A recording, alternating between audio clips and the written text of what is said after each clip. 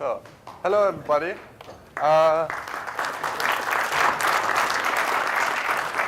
Okay, one thing said first, we didn't manage to turn this camera into a rocket launcher. We tried hardly, but in the end, it didn't fit well. Okay, so hello to the first talk today. Like Michael said, it's all about cameras and hacking stuff. So we're both from ERNW on this side. This is nothing new. So let's take a look at the agenda. We will first have a short introduction. What is this talk all about? Why is this maybe interesting to hack a camera, such a thing? Then obviously this camera has something to do with IP, as the talk title says. So we had a look at the transport protocols that are in use. We also had a look at the different communication mode this camera uses, and we figured out some attacks against this camera. In the end, there will be a few conclusions, but we'll come to this later.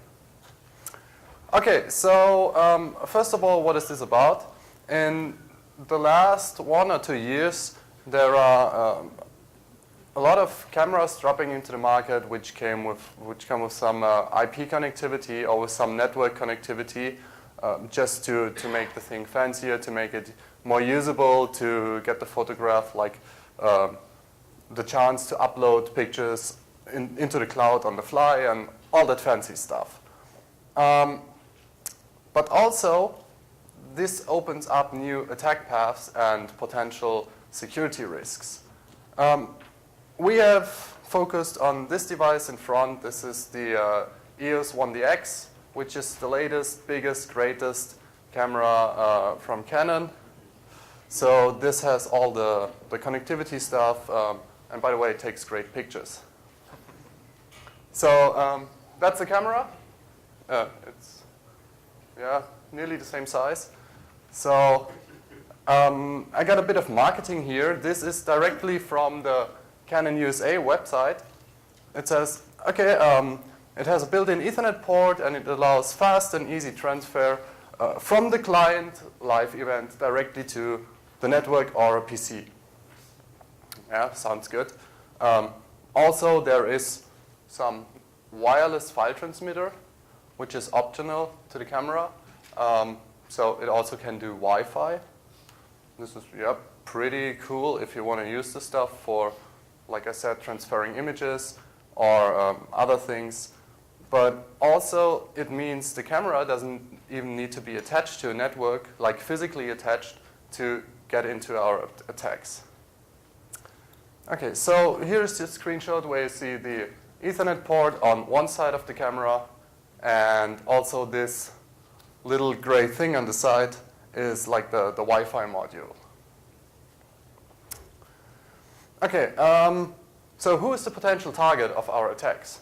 Yeah, it could be Mr. Reuters or some people working for him, and they usually wear this kind of big equipment with like the rocket launcher lenses in front of it, and those kind of people try to set up in masses and wait for other people's.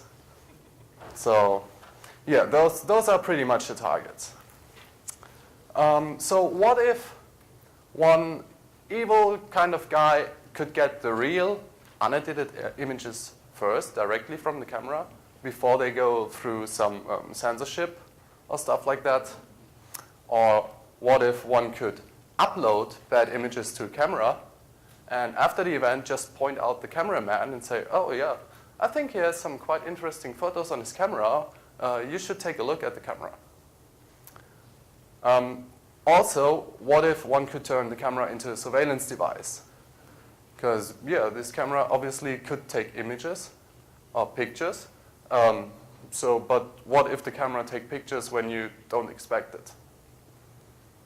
Okay, we will come back to all these questions later and see how we can answer them. Okay, so much to the introduction. So it's pretty much all about the camera and its network connectivity features, but also about kind of new attack paths or like all the good stuff's coming back. Okay, so when we started our research, the first thing was, like to get the hands on one of these cameras. That wasn't that easy in the first place, but after quite some convincing, we managed to get one. So we played around with the network connectivity, and we started at a lower level. So we first had a look at the underlying protocols, which in this case obviously is Ethernet, as it got an Ethernet port, but also wireless LAN via the wireless LAN receiver. Over these base layer 2 protocols, the camera speaks standard TCP/IP. It doesn't implement IPv6 yet. So, yeah, everybody is using IPv4, of course, so you don't need IPv6 yet? Is it like that? I think Canon thinks so. Okay, so we had a look at the traditional attacks. We also started down on layer 2, and we figured out so ARP spoofing on the camera is easily doable, so it has nothing like sticky ARP entries or something like that. Also, if you just flood the camera with a lot of ARP packages, like around 100 packages a second, that's not that much, but it's enough to just denial of service the network stack of the camera. Obviously, it's built for taking pictures and not for withstanding Ethernet attacks. So that was nothing surprising, so nothing new here. It's just good to know that these attacks still work on that kind of equipment. So we moved up the layer a bit. So we get to layer 3, layer 4, which is standard TCP/IP used in all the scenarios. And we also figured out, or we tested, and it came out that TCP connections are easily resettable while just sending TCP reset packages. So also on this layer, nothing new, but keep this in mind. It will come back later on. Okay, so the camera itself got different communication modes. So you have a big menu with a lot of configuration options, and you can choose between 4 different, they're called communication modes. So the first thing is the TFTP upload mode. This is just plain TFTP, so the camera takes a picture and instantly uploads the picture to an FTP server in the network. The second communication mode is DLNA, which is kind of a standardized interface for consumer media devices to exchange consumer media, I guess. But this camera also features the DLNA like protocol stack. It also got a built-in web server. I was wondering why, but I think just because it's cool. Yeah, sure. Or because everybody nowadays needs to have a built-in web server. And then there is a proprietary 4th mode, which is the so-called ES utility mode, which needs a proprietary Canon software installed on your PC to like remote control the camera. Okay, this is mainly it. These are the 4 communication modes. We had a look at each of those modes, and we will just go through them one by one. Okay, so let's start off with the FTP mode. Yeah, so we started having a look at the 4 modes and decided to start with the more or less low-hanging fruits. We can hear you. Fun? Yeah, so we just started to head it. Can you mute me? I just hang. No, I don't use the other mic.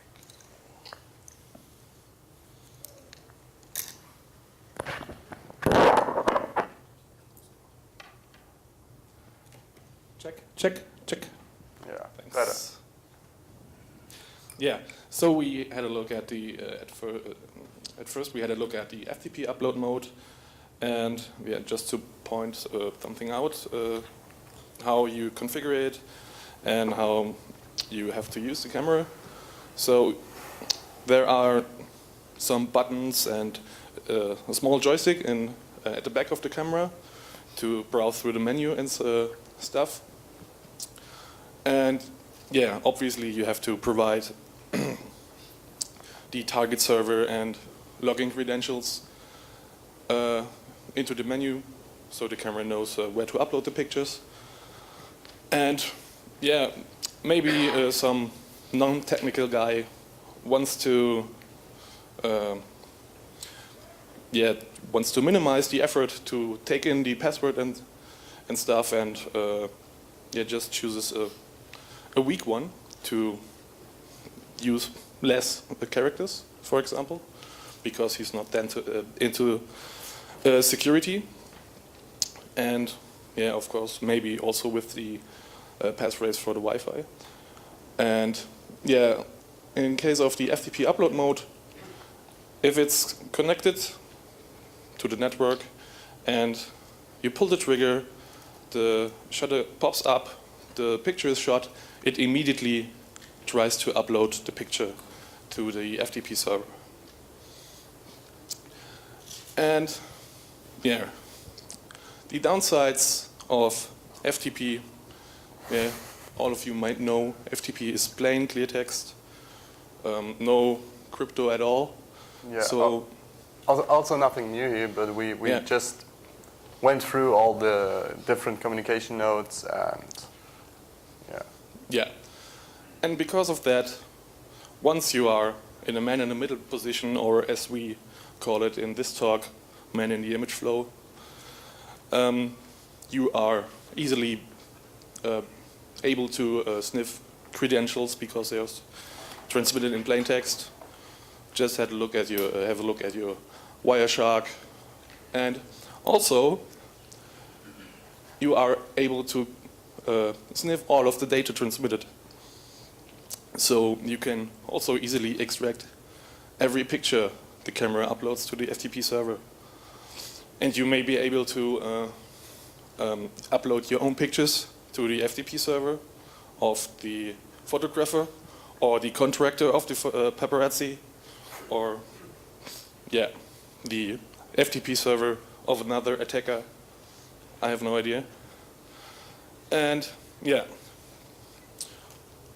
as it's easy to spot the credentials in a Wireshark dump, for example, I just want to show you how easy it is to extract the pictures, because some of you might not know how to extract pictures from without Wireshark with right-click or something.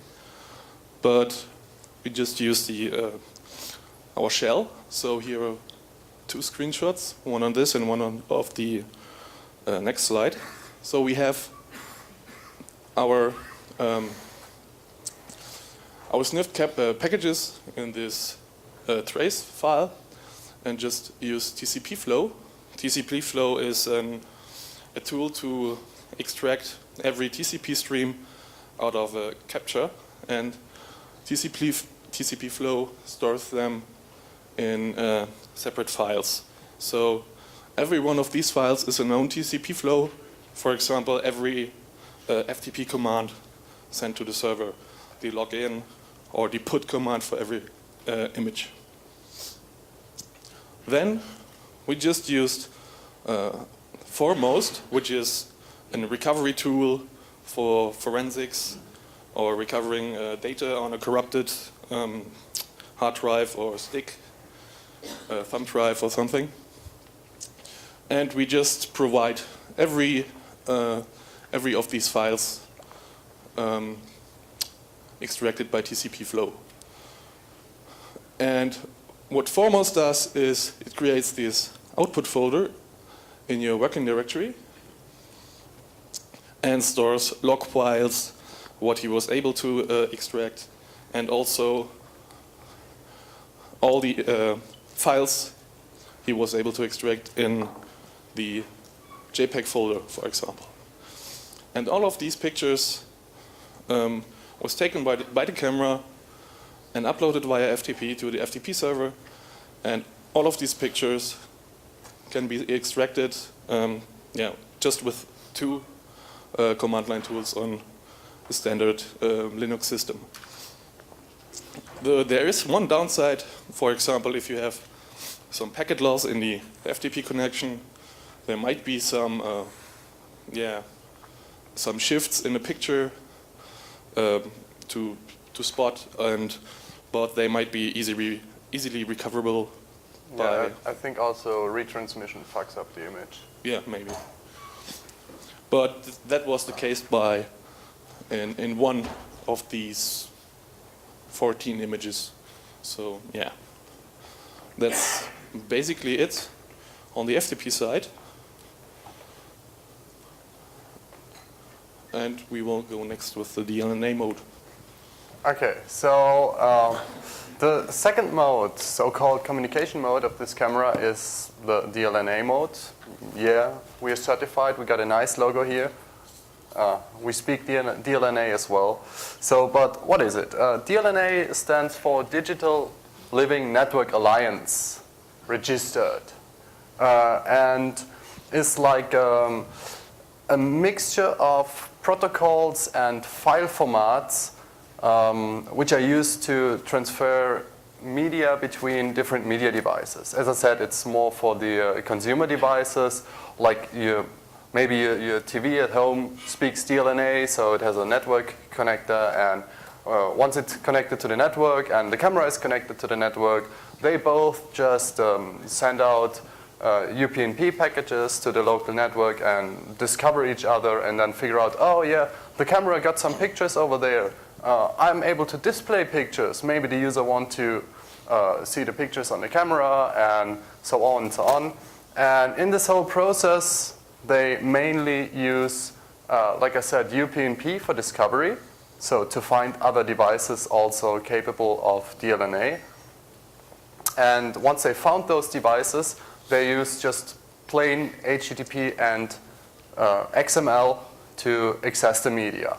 So there are some XML files on the camera which can be just downloaded, which describe like the directory structure and all the images inside of the camera. And also they contain links to the actual media files. So the downside of DLNA is, okay, there is no authentication at all. So if you see a DLNA speaker in your network, you can just access it. Also, there are no restrictions at all. So if I find this camera on the network in a DLNA mode, I can access all the images stored on the camera. I can access all movies on the camera. And also, I can download all the images. Can enumerate them and just grab them off the camera.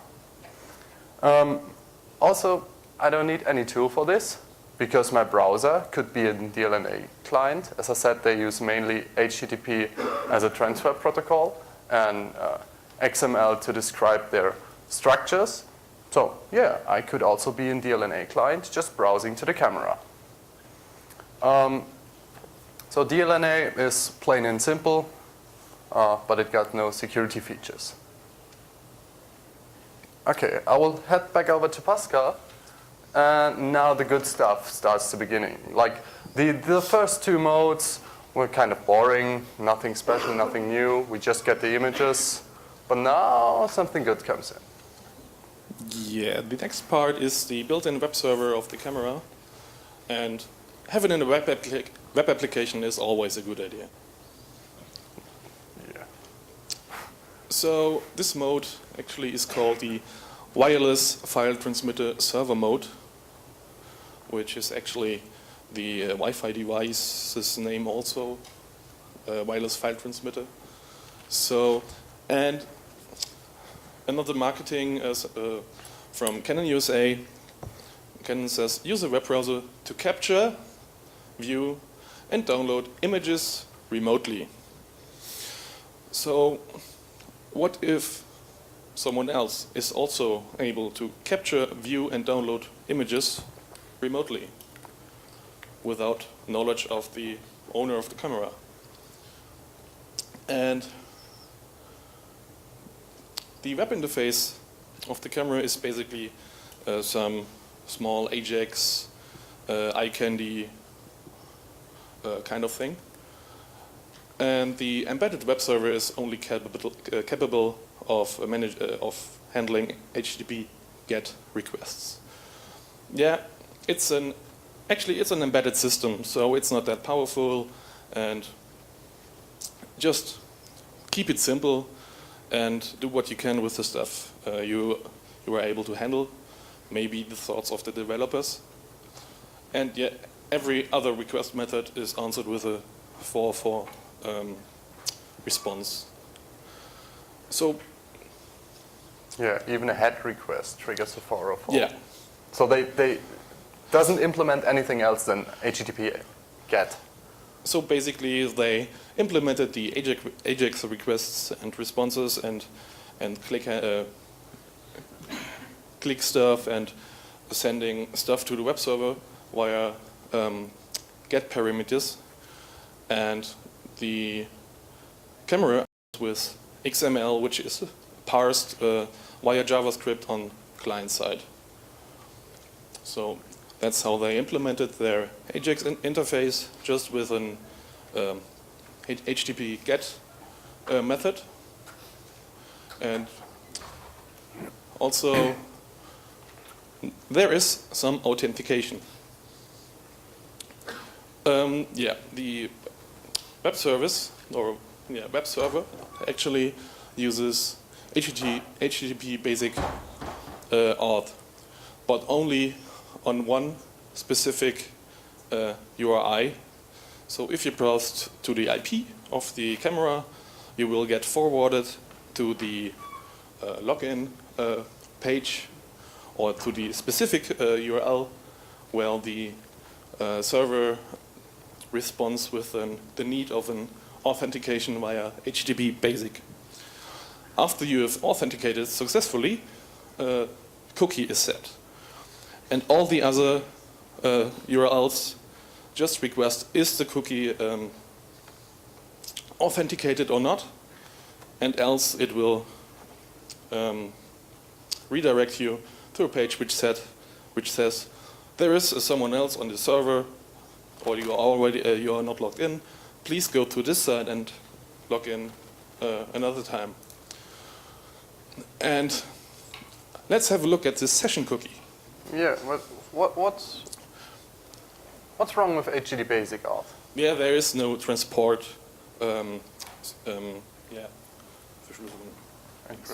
Encryption. There is no encryption at all via between the camera and your browser. So once you're again man in the middle, you can also sniff the login credentials. But as we may see in a couple of slides, we don't need them. We don't need the credentials at all. So let's have a look at this cookie. The cookie looks like this: session ID and some random string. Nothing wrong about it. But the string is rather short. So this is a 4-byte session ID. This also means the total number of possible session IDs is rather low. So, and what do you think, how long would it take to brute force 65,000 different IDs on a web server? Yeah, and we saw the session ID, and it's 4-byte. It's basically an integer. And we just thought WTF, because it's a WTF web server. Yeah, as it says in the name. They just swapped 2 characters in it. So, as I said before, it's simple to brute force 4-byte session ID cookie. We just implemented it in 6 lines of Python code. And to check all of the possible IDs, it took 18 to 20 minutes, just because the embedded web server was just able to manage one request at a time, and had and it took some time, up to 1 second per request. And it's an embedded system. It's built to take pictures, not for serving porn or something.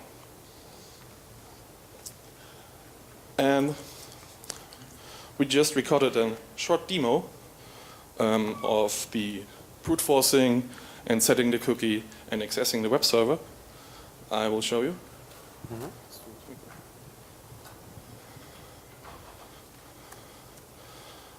So here I'm starting our Python script, and you see the browser in the background. And as I said before, it takes up to 20 minutes, but we took care that the session ID we use in our demo is rather low. I've just seen some session IDs that have only 2 characters in it, and they may just some of them may just have 1 byte of a session in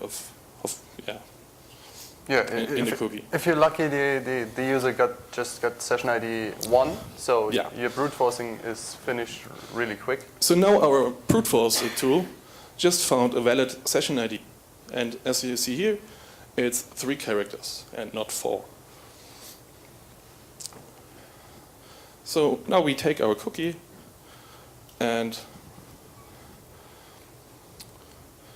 show you this page. The web server checks if we have a valid session cookie and just prints out, please try again, please relog. And it basically says the user with the same login name is already accessing the server, but it says this every time. It's just stored HTML site on the camera. So we just use our browser to set our own session ID cookie.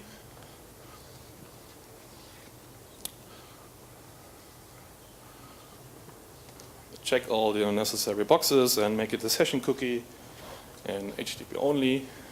We reload the site, and now we are accessing the web front end of our camera.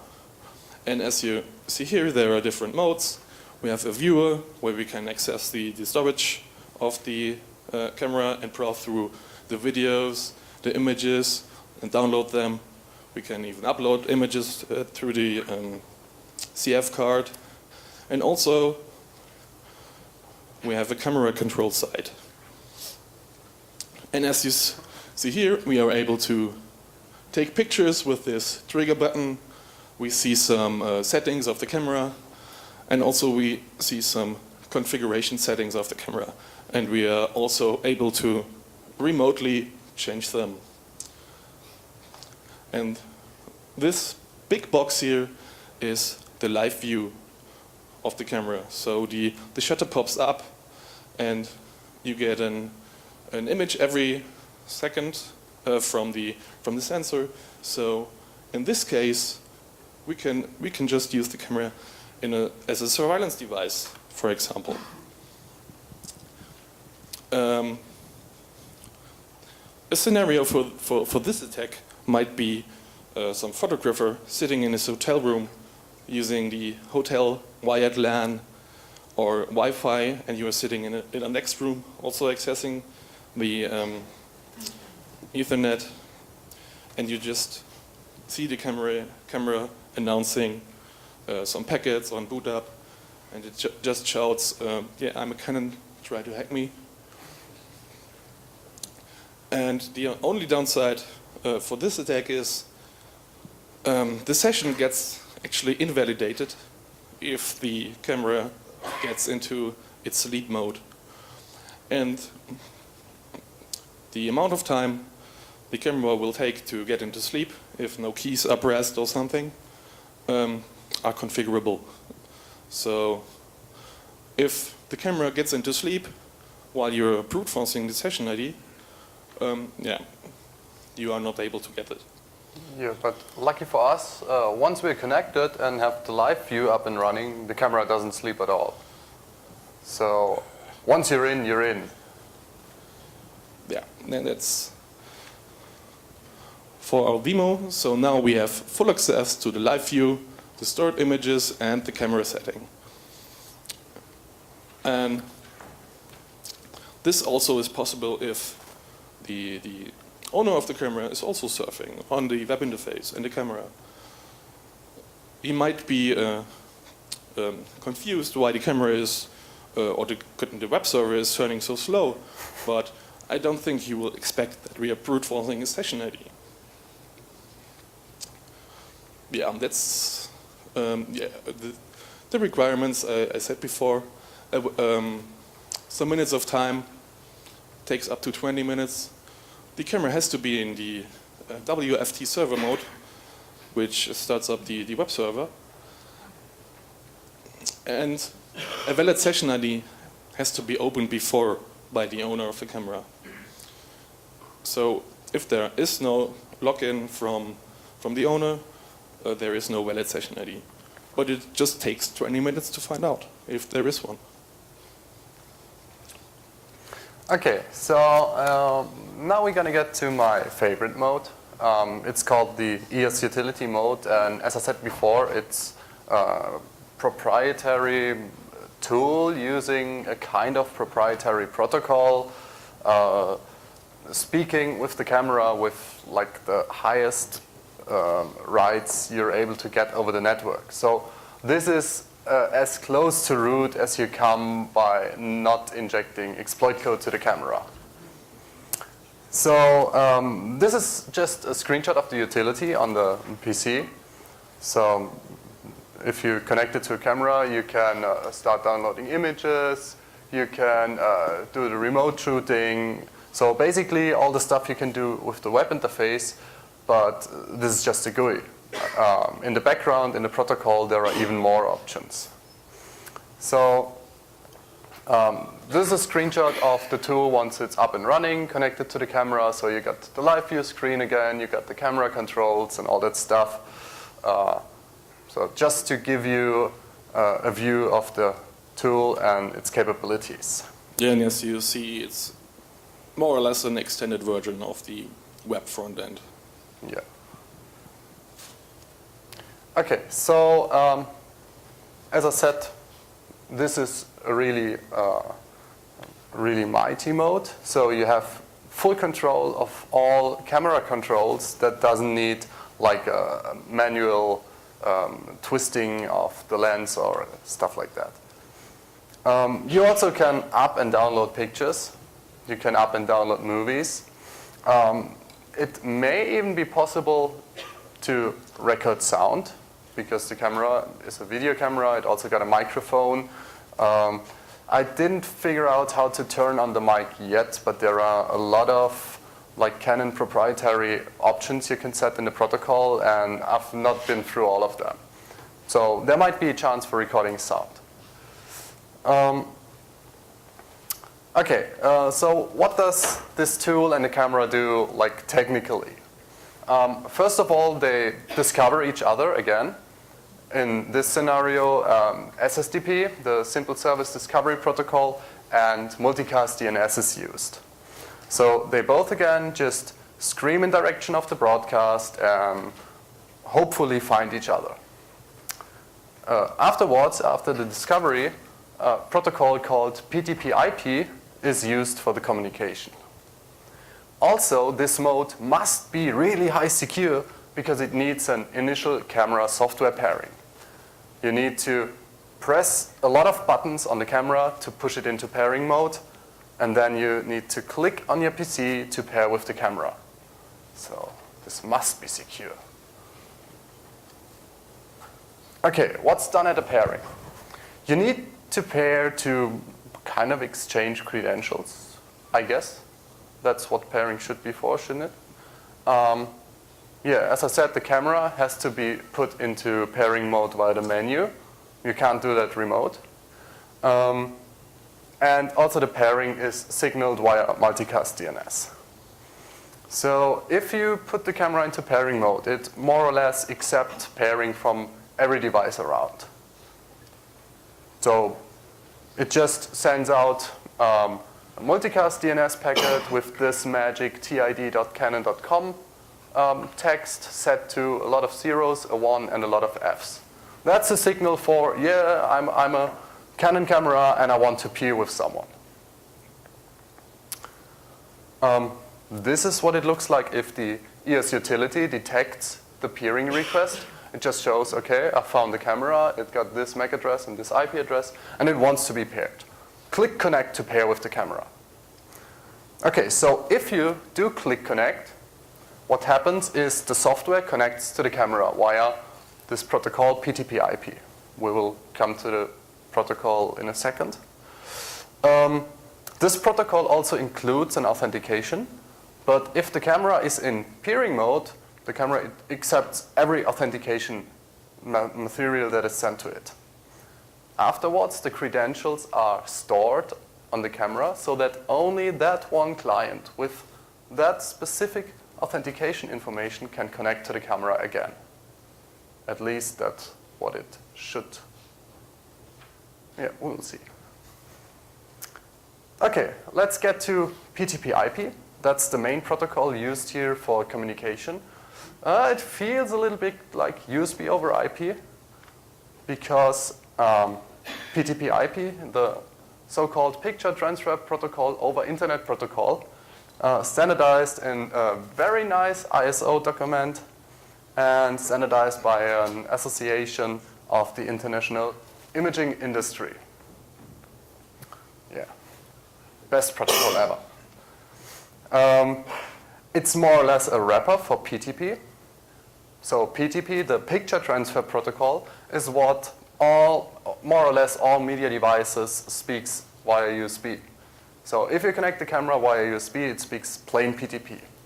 If you connect your MP3 player to your computer and then pops up a little window which says, oh, a media device discovered, do you want to browse it? Then actually it's not like browsing a mass storage device, but in the background, this protocol PTP is used to access the media device.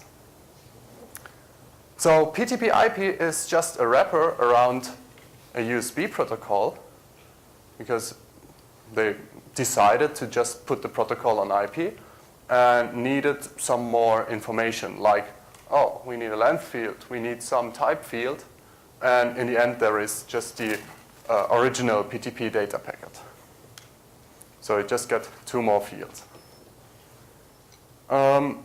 I said before, it feels a bit like USB over IP because the packet length is very limited, and also you need, they do internally all this stuff like sequence numbering and all that stuff again and again. So, okay, here's a screenshot of the layer module. So you got the PTP protocol on top, you got the PTP-IP wrapper, then you got TCP-IP and some network layer again. Okay, PTP-IP got one type that says PTP-IP init command request. Oh, that sounds interesting. This command actually does the authentication for the connection, and it includes 2 types of authentication data, which is one 16-byte GUID and a hostname string. So my first thought was, okay, discover a hostname that could be possible if it's a Windows or a Mac. But, oh wow, 16-byte GUID, that would be hard to brute force. So, okay, we digged a little deeper. This is just one of those PTP init command requests. So you got like a packet length, you got the packet type, then you got the famous GUID, which looks pretty random. Afterwards, you got a host name, This is just server in UTF-16, and then you get a trailer. Remember this blue string? It will come back in a second. Okay, so obviously we broke that fourth transport mode as well. Otherwise, I wouldn't be talking so much about PTP and all that stuff. So let's see. The client host name, as I said before, could be easily discoverable if it's a Windows machine or a Mac who just broadcasts their host name all the time in a network. But regardless, the camera also accepts connection from different host names. So I figured that out really late. But yeah, actually it doesn't matter which host name you send. Just connect to the camera. Also, what I discovered while searching for this 16-byte GUID is that it was not stored nowhere on the PC. This GUID is unknown to the client software. And that made me thinking, so, oh wow, the software doesn't know the authentication material used to connect to the camera. So where is this GUID coming from? So actually, it's broadcasted in an obfuscated form by the camera itself via UPnP. So, and what this looks like is this. We also got the famous tid.canon.com, and now it's just a random string instead of the lots of zeros, one, and lots of Fs we saw before. Now, okay, this string doesn't match the GUID. It's a different string. But as I said, yeah, it's kind of obfuscated. So after putting a little brain into this problem, I came up with this short Python statement, and after getting the tid.canon.com through this little loop, we just got back the blue string. And that's exactly the GUID I showed you before on the picture of the protocol header. Okay, so now, what are we going to do with these authentication material? We figured out the camera only allows one connection at a time. So if a user is already connected to the camera, the user needs to be disconnected in some way to let us connect to the camera. And as I mentioned before, oh yeah, well, the TCP reset attack is possible. So you got two well-known ports. Also there is quite a lot of data going through on these two ports, so you got big TCP windows. It's not that hard to hit, so TCP reset attacks are absolutely doable in this scenario. Okay, so now we got the user disconnected, so there is a lot of space for us to connect to the camera. So the process of this attack would pretty much be just listen for the camera to pop up, to just announce itself, then deobfuscate the authentication data, which is pretty easy with the short Python statement, then disconnect the client software if connected, and afterwards connect yourself via PTP IP. And of course, have fun with other people's naked picture. Okay, I got a short demo on this, and as it's a live demo, I will hope it works.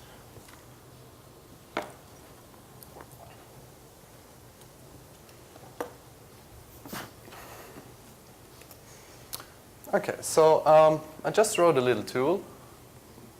I will launch it up. What it does, it just listens for the camera on the local network. So the camera is asleep at the moment, so I will just wake it up. It will connect to the wireless LAN that's around us. Afterwards, it will announce itself on multicast DNS.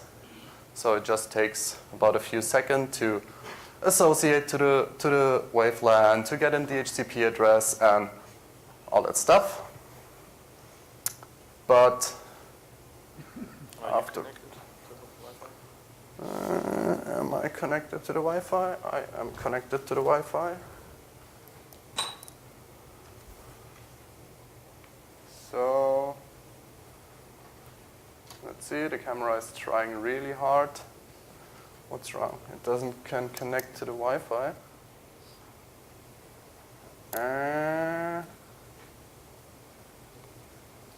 Let's see. Yeah. Have you tried turning it off and on again?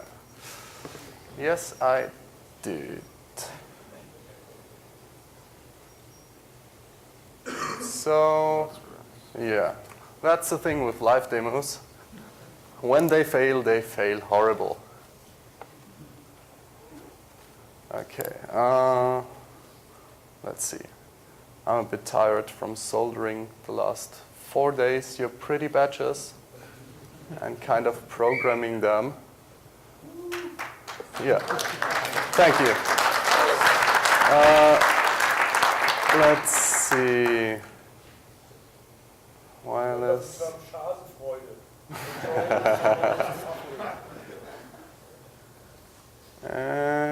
Okay, the camera doesn't get an IP address. Oh, damn.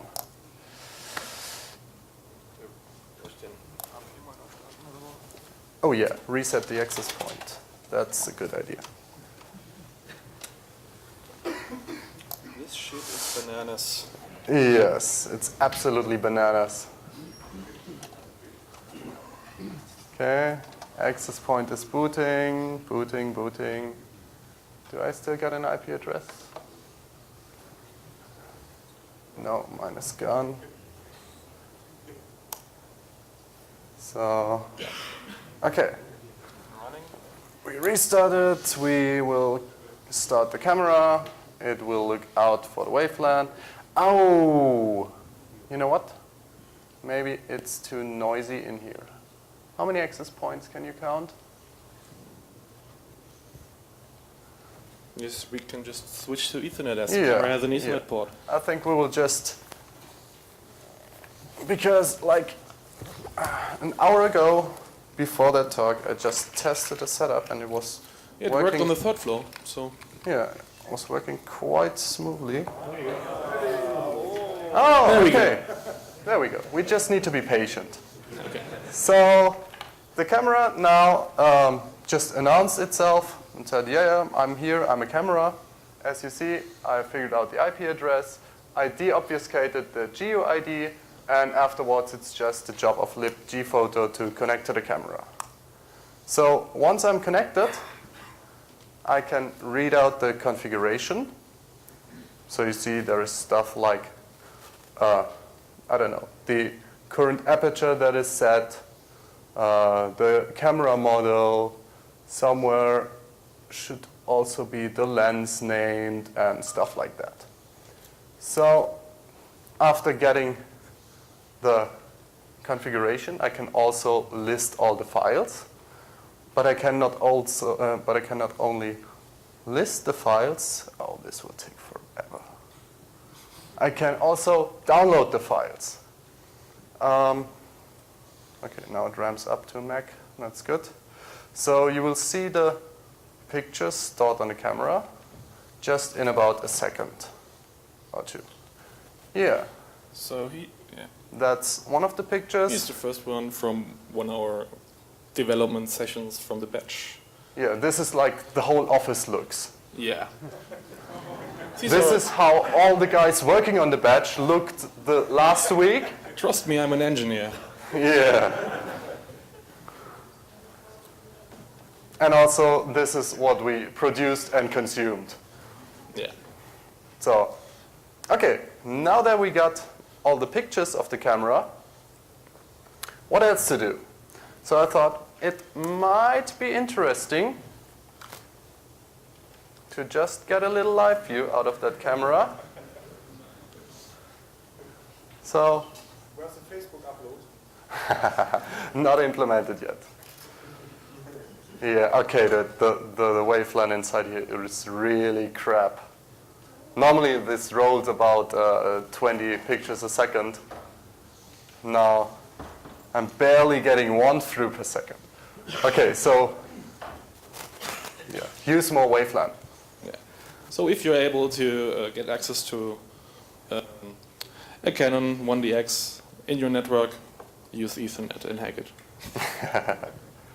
Yeah. don't let your camera floating around. Thank you.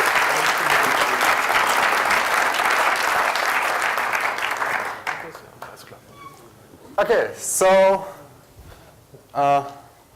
yeah, what's the matter? Think of some photograph using the hotel waveLAN, the Starbucks waveLAN. Everywhere's free waveLAN around. Yeah, think like the CeBIT a few days ago. And now think about somebody else being in that network segment.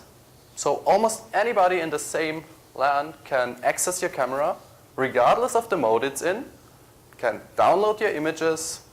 In some modes even can upload images, can like get a live view out of the camera, turn it into a surveillance device. And I'm still looking for the damn microphone. Because I wanted the camera be a bug. That would be awesome. You're actually able to record a video and download it afterwards, so you have sound.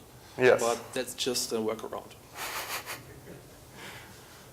So, okay, what are the countermeasures? So there are not that much. There are only one to say it like that. Just enable the network functionality in fully trust network environments. And if you're using waveLAN, use WPA,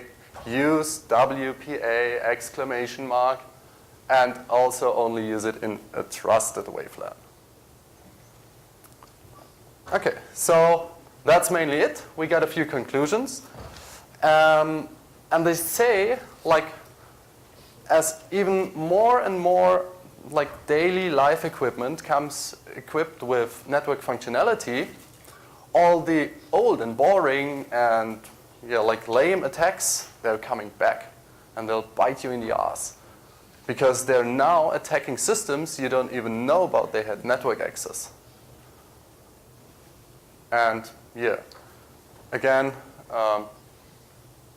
there are not a new classes of attacks, but there are old attacks against the new classes of device. And yeah, I don't think the regular, normal photograph kind of guy knows about ARP spoofing or stuff like that. You just want to upload the images into the cloud as fast as possible. So there's a phrase Travis Goodspeed used to say. It has happened Travis, before. You got phrases? Yeah. Really? It has happened before and will happen again. Yeah. Things will change. Sure. Okay, but that's not all. There is even a newer and more advanced camera than the 1DX. Okay, it's not more advanced in kind of image quality, but it now got a built-in wireless access point. Yeah, so you can connect your mobile phone to the inbuilt access point and control your camera via an iOS or Android app. So that is awesome, isn't it? I want to see some traces of this. But we don't got our hands on a 6D yet. Any chances somebody got a 6D? Sponsorship? No? Ah, too bad. Okay, but I think we will have a look at this in the future. So, okay, as I have to say, there's never time enough. The 1 minute 50 is blinking red. We're just in time, so thank you for your time.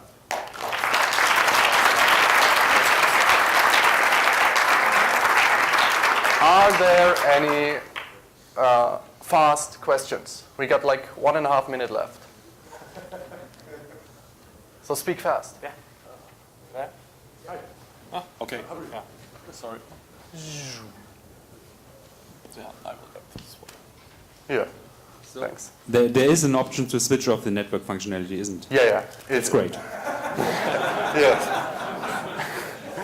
And it doesn't get 3G built in yet. Yeah. Here's another question. Quick question, fuzzing. Yeah. You don't need to fuzz. Just send like 100 up per second and the network stack will die. Pascal? Next question is, after fuzzing, if you don't really need to be fuzzing, exploitation. Yeah, that would be really interesting to get a real payload onto the camera. but I haven't had the time yet to have a look at the operating system running on it. And I guess it's something really ugly because Canon ships this guy with their own like CPUs, which are called image processors. I don't know. They must be running some real weird real-time OS. So, but now that as our own batch is finished, I may have time to look at that. I also saw some TV advertisements about Samsung Galaxy cameras. Yeah, maybe this kind of devices might be much more interesting for exploitation. Yeah, and I bet it also speaks PTP/IP. Okay, so Yeah. last question. None? No remaining questions? Okay. If there are any Thank further you. questions, I think there will be opportunities to meet these guys in the breaks. They won't escape. So Maybe fall asleep. yeah, but don't worry. Remember, Schadenfreude, wake them up and ask your questions. Yeah, I think that's the problem. Yeah. So Daniel, Pascal, thank you very much. Yeah, and I hope you enjoyed the talk.